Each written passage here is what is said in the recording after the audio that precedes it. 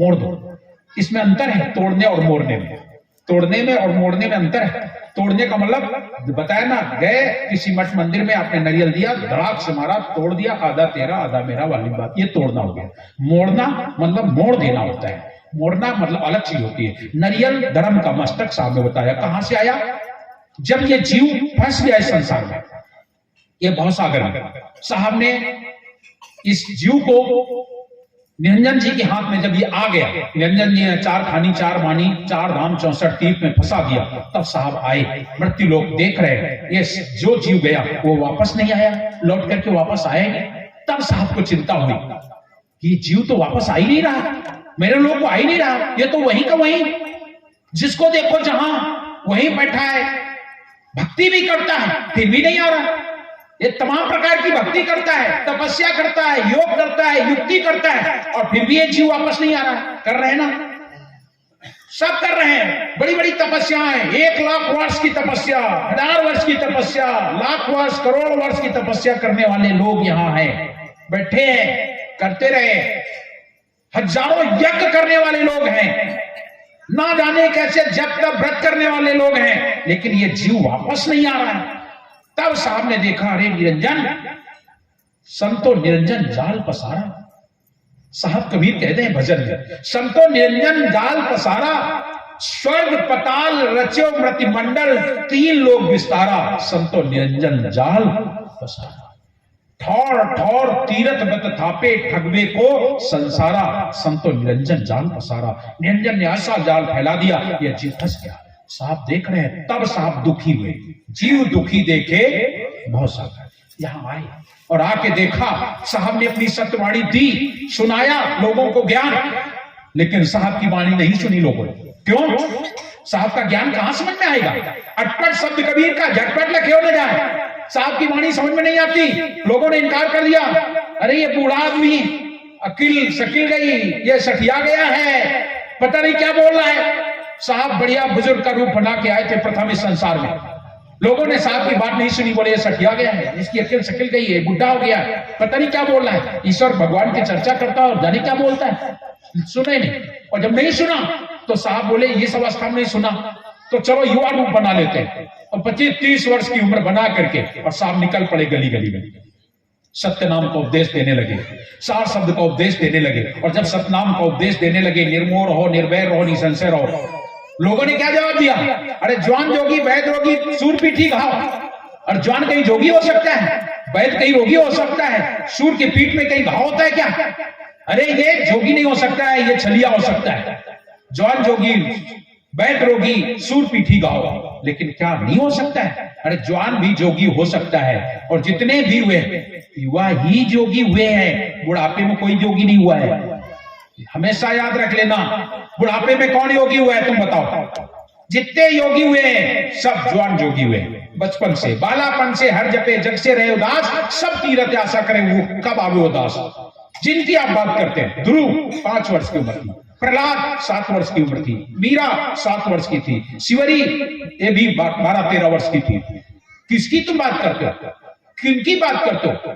जितने लोग, जितने महापुरुष हुए, ये सब के सब बालापन, गोरखनाथ जी सिद्ध हुए बालापन से, गुरु नानक देव जी बालापन से, जितने भी संत, अरे बाल्यावस्था युवावस्था में ही तो संत हो सकते हैं, अब बुढ़ापा में क्या संत होंगे? बुढ़ापा में क्या संत होंगे? दांत टूट गए, गाल पचक गए, मुख से नहीं निकले वाणी, अरे हम जानी कि तुम जानी। अब बुढ़ापा में हो गए भक्त, संत हो गए, कुछ कर सकोगे? बुढ़ापा में कुछ नहीं हो सकता, जितना भी होगा युवावस्था में। लेकिन लोग युवावस्था को देखकर डर रहे हैं आज, क्योंकि आज की जो संस्कृति है, आज का जो वातावरण है, आज का परिवेश है, वो गंदा हो चुका है। इसलिए युवावस्था को देख करके लोग उंगली उठाते हैं, अरे भाई ये आदमी ठीक नहीं लगता मुझे, जवान के जोगी हो सकता है। ये है, हम तुम्हें सच बता रहे, मेरे साथ खुद हुआ। हमारी उम्र 29-30 वर्ष की थी जब मुझे साहब ने इस योग बनाया, और जब हम बैठते थे मंच पे तो लोग मेरी बातें तो सुनते थे, लेकिन बाद में कहते थे अभी ये जवान आदमी है, पता नहीं क्या करे, पता नहीं क्या करे। सोचो उस समय मेरी बातों को लोग सुनना पसंद नहीं करते थे, सुनते तो थे, बातें तो अच्छी लगती थी, लेकिन नजदीक आने की हिम्मत नहीं पड़ती थी, क्योंकि जवान जोगी की बात बैठती थी। और तमाम लोग तो सीधे इनकार कर देते थे। ऐसे बूढ़े बूढ़े लोग कहते थे, इनसे मैं नाम नहीं लूंगा भाई, ये अभी तो बच्चा है, ये मैं तो 70 साल का हूं, इनसे कैसे नाम ले लूं। कई लोगों ने नाम लेने से इनकार कर दिया, क्योंकि बचपन में लोग इस अवस्था को, आज के समय में आज का परिवेश ऐसा है कि लोगों ने गंदा कर दिया है। आज हम तुम लोग, हमारी संस्कृति बदल गई है, हमारी जो विचारधारा है वो बदल गई है, इसलिए युवा लोगों पर विश्वास इस मार्ग में नहीं किया जाता है। अगर भक्ति के मार्ग में कोई युवा जाता है तो लोग उस पर भरोसा बहुत कम कर पाते हैं, और बूढ़े पे कर लेंगे, और भले ही बूढ़ा चाहे बर्बाद क्यों ना हो, खुद खराब क्यों ना हो, लेकिन उस पर लोग भरोसा कर लेंगे। तो साहब को भी नहीं समझा, जवान जोगी, वैद रोगी, सूर पीटी गाओ, बोले जवान आदमी ठीक नहीं। साहब बोले ये तो बड़ी गड़बड़ बात हो गई, मैंने वृद्धावस्था बनाई तो भी नहीं सुना, अब युवावस्था में तो भी नहीं सुना, चलो बाल अवस्था बनाते हैं। साहब 5 वर्ष के बन के और निकल पड़े, लोगों को जो जहां मिल जाते उसी संदेश देने लगे, निर्मोह रहो, निर्वैर रहो, निसंशय रहो, ऐसा करो ऐसा करो। लोग कहते ये तो अभी बच्चा है, क्या जाने भक्ति ज्ञान ध्यान क्या जाने। साहब की बात तब भी नहीं सुनी। ये संसार ऐसा है, सत्य को स्वीकार करना बड़ा कठिन होता है। बाल्यावस्था में भी नहीं सुनी तो साहब ने आकाशवाणी से ज्ञान दिया। जहां कुछ लोग काम कर रहे थे इकट्ठा, वहां पर आकर के आकाशवाणी से निर्मोह, निर्वैर, निसंशय, अद्वैत स्वरूप, इसका भजन, उसका भजन, ये ध्यान, वो पूजन। लोग बोले भागो भागो, भूत चिल्ला रहे। नहीं सुनी। साहब तब दुखी हो गए कि मैं रोऊं इस जगत को, मोको रोए ना कोई। हमको तो कोई नहीं रो रहा है साहब, और हम इस जगत के लिए परेशान। हमने वृद्धावस्था, युवावस्था, बाल्यावस्था रख करके इनको समझाया, मैं रोऊं इस जगत को, मोको रोए ना कोई मुझे याद नहीं कर रहा है, कोई नहीं समझ पा रहा है। मैं रोऊं इस जगत को, मोको रोए ना कोई, और मोको रोए सोई जना जो नाम सने ही कोई, जो नाम से नहीं होगा वो मेरा होगा। आखिरकार साहब बोले नहीं सुनता है तो चल फिर चमत्कार करते हैं। तब साहब स्मृति लोक में फिर बाल रूप में आकर के लीलाएं जो आप कहते हैं उनकी महिमा गाई जाती है, आज हम लोग गाते हैं। वो सत्यलोक में फिर गए वापस, जा करके बोले अब क्या करें, ये जीव तो आने को तैयार ही नहीं। ऐसा संसार बना दिया गया कि यहां से निकलने को तैयार ही नहीं है जीव। जो जहां वही खुश, जो जहां है वही आनंद, सब के सब वहीं फंसे हैं, निकलने को तैयार नहीं। तब साहब वहां से आए और आ करके सत्य पुरुष ने अपने जलंगी अंश से कहा। जलंगी बोले हाँ ऐसा कर, मैंने तो निरंजन को सब दे दिया और ये जीव मेरा है और ये बहुत दुखी है, बहुत परेशान, इसको निकाल के मेरा लाना है, मुझे लाना है। और साहब बोले, निरंजन बोले ले आओ ना। वो जलंगी बोले लाओ ना, हम कौन कहते हैं न लाओ।